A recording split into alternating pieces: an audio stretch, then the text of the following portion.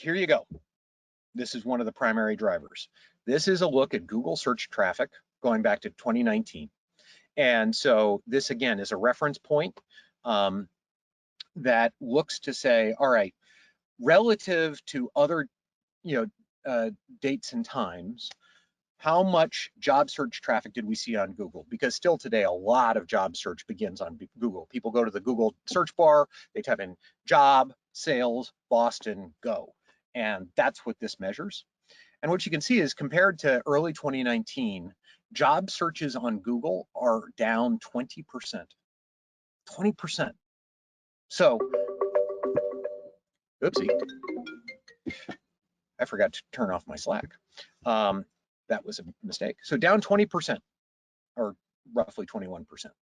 And so postings are up 40%.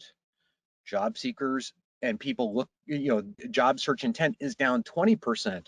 That's a huge difference. So that is right there, straight and simple, why it's so hard to recruit. Way more competition, a lot fewer people searching. Now, it's better than it was in the beginning of March. The first one of these webinars I did was in March, because in the beginning of March, it was scary how low job search intent was and how high the job count was going. And so my phone was ringing off the hook with folks that run job sites, major, heads of recruiting at big companies saying, Chris, what do you guys see? Because we're seeing scary stuff.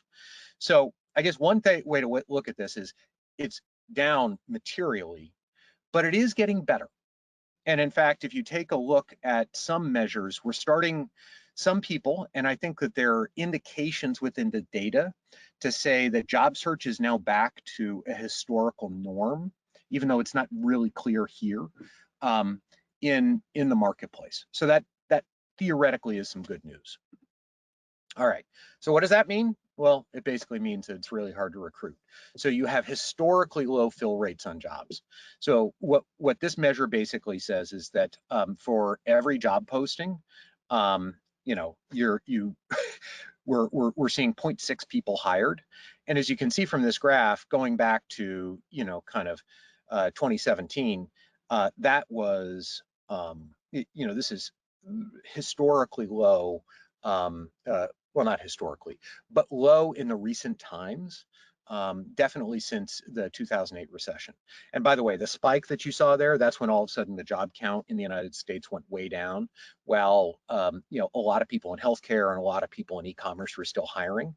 So you ended up seeing these interesting situations where you got more hires per job opening, but now this is an indication that things are really quite tough.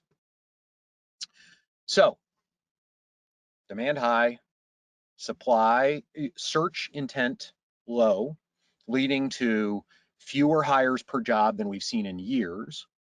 At the end of June, the gross domestic product, which is the measure of all kind of goods and services produced in the United States economy, grew by 6.5%, which pushed us to having an economy that is larger than its pre-pandemic size. So the economy is recovered, but we still have material unemployment.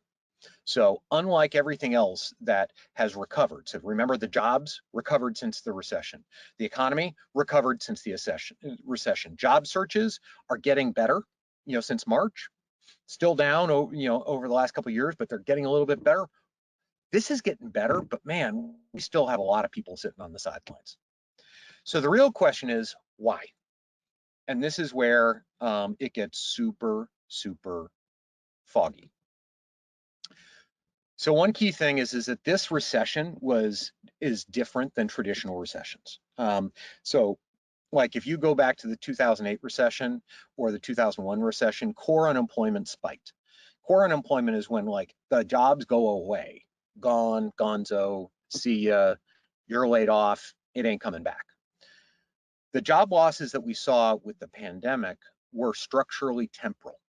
So you can see here that yes, we had core unemployment increase, in 2020 and part of 2021, but it was on a much lower magnitude than what we've seen in previous recessions. And so what that kind of indicates to me is that the jobs that we have rushing back were the jobs that people had last year. This was a temporal blip, but we're just not seeing workers coming back.